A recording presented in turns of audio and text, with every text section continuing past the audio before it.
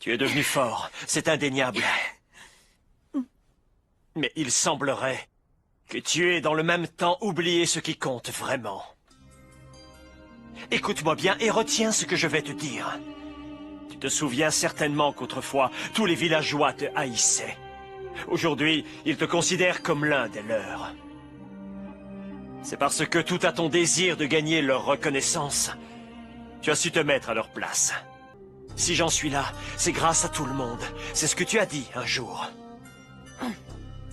Si, maintenant que tu es fort, tu oublies les autres, si tu deviens arrogant et que tu te focalises sur toi et toi seul, tôt ou tard, tu finiras comme Madara. Tu peux devenir encore plus fort, plus que quiconque ne l'a jamais été.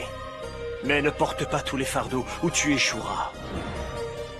Ton père Minato a su assumer la charge de Hokage, parce qu'il avait à ses côtés ta mère Kushina et tous ses compagnons. Tu partages toujours le même rêve que lui. Alors n'oublie jamais ceci. On ne gagne pas la reconnaissance des gens parce qu'on est Hokage. On devient Hokage parce qu'on a gagné leur reconnaissance. N'oublie jamais tes compagnons. Il ressemble tellement à celui que j'étais autrefois. Il est persuadé d'être arrivé au sommet. Il croit qu'il est invincible et que rien ne lui est impossible. Par-dessus tout, il craint l'échec et il se ment lui-même, et il tente désespérément de se convaincre qu'il ne peut pas perdre.